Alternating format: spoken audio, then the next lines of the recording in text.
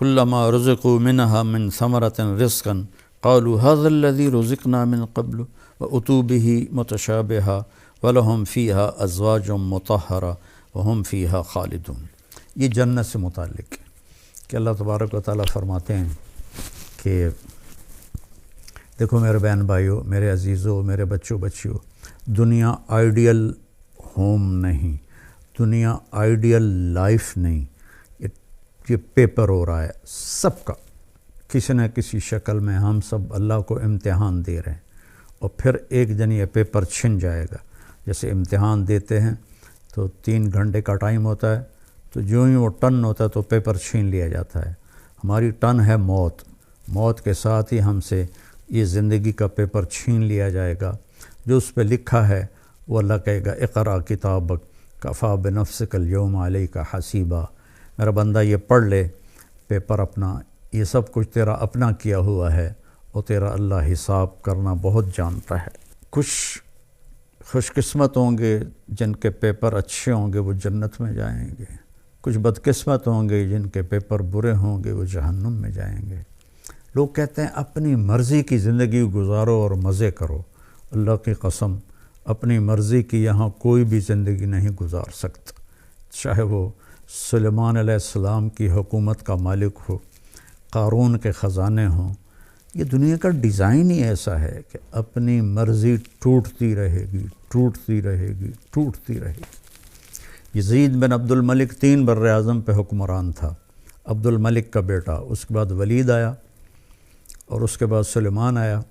پھر حضرت عمر بن عبدالعزیز رضی اللہ عنہ آئے، پھر عبد الملک کا بیٹا یزید آیا۔ تو وہ ایک دن کہنے لگا کون کہتا ہے کہ بادشاہوں کی زندگی مزے کی نہیں ہوتی اور وہ اپنی مرضی کی زندگی گزار نہیں سکتے، میں آج کا دن مزے سے گزاروں گا اور اپنی مرضی سے گزاروں گا،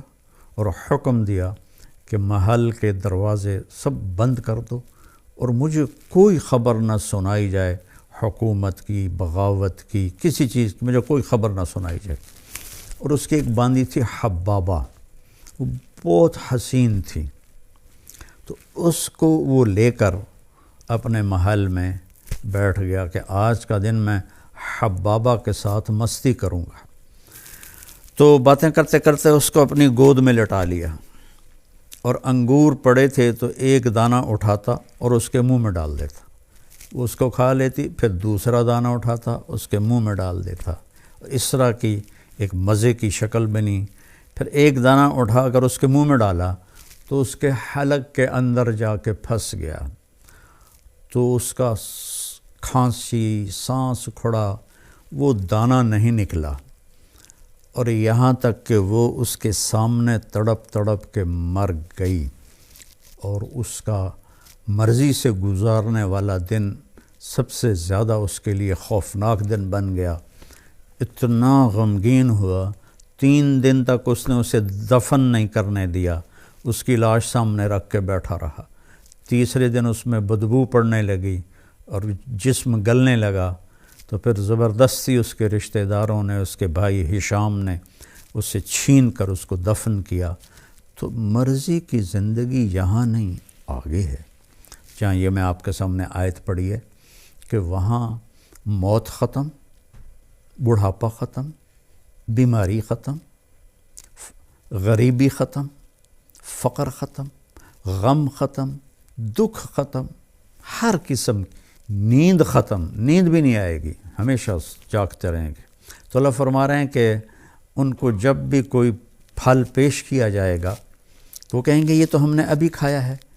لیکن جب وہ کھائیں گے تو پتہ چلے گا کہ نہیں، یہ تو کوئی اور ہے، وہ تو اس کے مشابہ تھا جو پہلے کھایا تھا۔ تو اس پر میں آپ کو حدیث سے وضاحت کرتا ہوں کہ حدیث شریف میں اس آیت کے ذیل میں ابن القیم رحمہ اللہ نے ایک حدیث لکھی ہے کہ جنتی بیٹھے ہوں گے میاں بیوی سارے تختوں پر، تو دروازے پر دستک ہوگی اور ایک فرشتہ،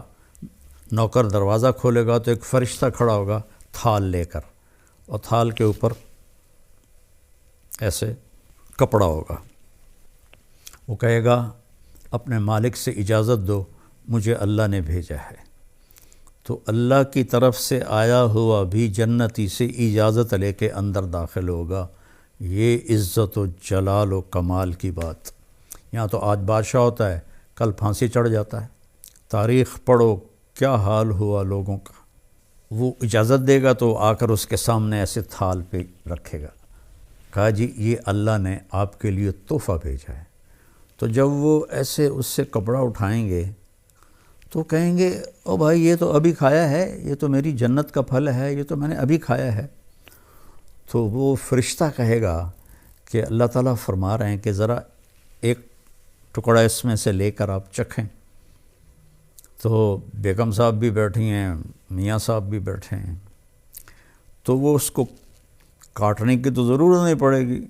وہ ہاتھ لگائیں گے، وہ کٹ کے ہاتھ میں آ جائے گا، اس کو منہ میں ڈالیں گے۔ بیگم نے بھی ڈالا، خامن نے بھی ڈالا۔ تو اگر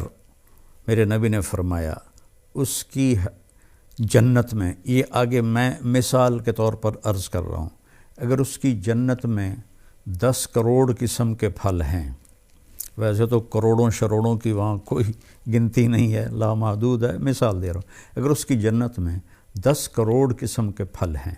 ہر پھل کا ذائقہ مزہ الگ ہے۔ ہم ابھی افطاری میں چاٹ بنے گی، ہر گھر میں بنے گی، تو جب وہ 4 5 6 چیزیں ملتی ہیں تو وہ ذائقہ ہی کچھ اور ہو جاتا ہے، مکس ہو جاتا ہے۔ تو جب وہ اس کو منہ میں رکھیں گے تو ان کی جنت میں جتنے پھل ہیں، ہر پھل کا ذائقہ الگ الگ الگ اس ایک لقمے میں اللہ انہیں محسوس کروائے گا، اور پھر آواز آئے گی وَأُتُوا بِهِ مُتَشَابِهًا، میرے بندے یہ اس کے مشابہ تھا، یہ وہ نہیں تھا جو تم کہہ رہے تھے۔ اور پھر مزے کی بات اس سے اگلی کہ دنیا کی سب سے بڑی نعمت عورت ہے مادی نعمتوں میں، اور عورت کے لیے سب سے بڑی نعمت مرد ہے مادی نعمتوں میں۔ تو یہاں ہم سب پیشاب پخانے میں بھرے ہوئے ہیں، ہر ایک کے ساتھ پیشاب بھی لگا ہوا ہے، پخانہ بھی لگا ہوا ہے، بیماری بھی لگی ہوئی ہے، موت بھی لگی ہوئی ہے، بڑھاپا بھی لگا ہوا ہے۔ تو وَلَهُمْ فِيهَا أَزْوَاجٌ مُطَهَّرَةٌ، تمہاری بیویاں ہوں گی پاکیزہ، نہ وہاں کوئی حمل ہوگا اور نہ وہاں کوئی ولادت ہوگی، اور نہ بڑھاپا آئے گا، نہ رنگ بدلے گا، نہ روپ بدلے گا، نہ جوانی ڈھلے گی، نہ غم سے پریشانی آئے گی، نہ ڈپریشن ہوگا، نہ انزائٹی ہوگی، خوشیاں ہی خوشیاں، پاکیزہ، خوشبودار۔ اللہ تعالیٰ جنت کی عورت، دنیا کی عورت کو جنت کی عورت سے 70,000 گنا زیادہ خوبصورت بنائے گا جنت میں۔ اور جنت کی حور کا حسن بتا دوں کہ یہ دیکھیں، یہ میری یہ انگلی کا یہ اس کو فنگر ٹپ کہتے ہیں، فنگر ٹپ، اور عربی میں اس کو بنان کہتے ہیں، اردو میں پورا کہتے ہیں، کہ جنت کی حور کا یہ پورا اس طرح سورج کو دکھا دیا جائے، جیسے لائٹ میرے سامنے ہے، اس طرح دکھا دیا جائے تو سورج اس کی انگلی کے پورے کے نور کے سامنے غائب ہو جائے گا، جیسے سورج کے سامنے ستارے غائب ہو جاتے ہیں۔ تو ایمان والی عورت کا حسن کیسا ہوگا، جو کبھی ڈھلتا ہی نہیں، کبھی ڈھلے گا نہیں، کبھی خواہشیں نہیں مٹیں گی، اب تو یار بوڑھے ہو گئے، اب تو کچھ ہوتا نہیں۔ تو ایک جگہ میں بیٹھا تھا، کافی پرانی بات ہے، تو ایک صاحب کے سامنے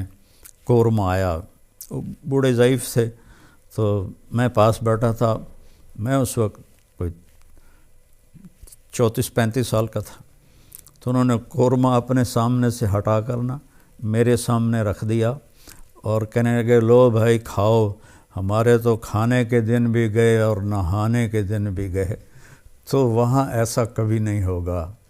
کبھی نہیں ہو، اور ویسے نہانے کی ضرورت بھی نہیں پڑے گی۔ تو وَهُمْ فِيهَا خَالِدُونَ، سب سے بڑی دولت، ہمیشہ ہمیشہ ہمیشہ ہمیشہ۔ اف، کبھی کبھی میں سوچتا ہوں نا کہ نو اینڈ، کوئی انتہا نہیں، یہ کھوپڑی میری ایسے ایسے ہلنے لگتی ہے، چونکہ ہمارا دماغ تو لمیٹڈ سوچتا ہے، کھلا نہیں سوچ سکتا ہے۔ ہم فیہا خالدون، کروڑوں سال کے بعد بھی وقت آف ہو جائے گا، وقت کا سوئچ آف ہو جائے گا، جیسے معراج پر جاتے ہوئے اللہ نے پوری دنیا میں ٹائم سوئچ آف کر دیا تو آپ 7 آسمان، جنت، دوزخ، عرش، فرش، لوح، قلم، کرسی اور اللہ تک کا دیدار کر کے آئے اور واپس آئے تو بستر ویسے ہی گرم تھا، تو اللہ تعالیٰ وہاں وقت کو آف کر دے گا۔ تو یہ 2 پہلے پارے سے میں نے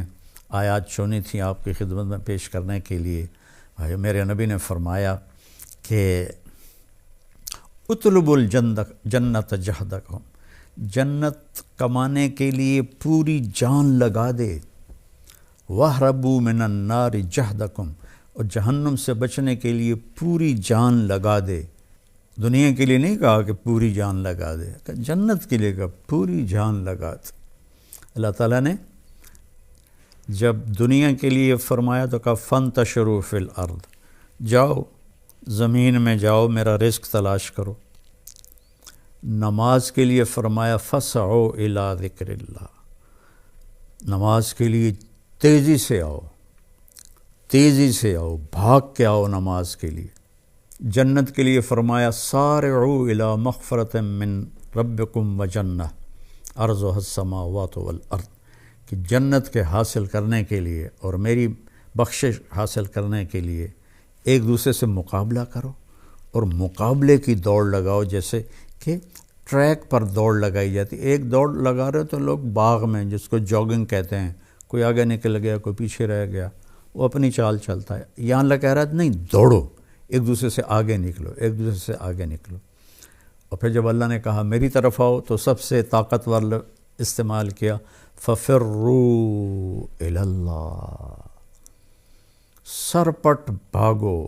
سرپٹ بھاگو اپنے اللہ کی طرف۔ اور فرار اس دوڑنے کو کہتے ہیں جس میں کسی چیز سے ڈر کے آدمی بھاگ رہا ہو تو اس کی رفتار تیز ہو جاتی ہے۔ تو اللہ تعالیٰ کہتا ہے میرے سوا ہر چیز تمہارے لیے مصیبت ہی ہے، ان سب سے جان چھڑا کے بھاگو اللہ کی طرف۔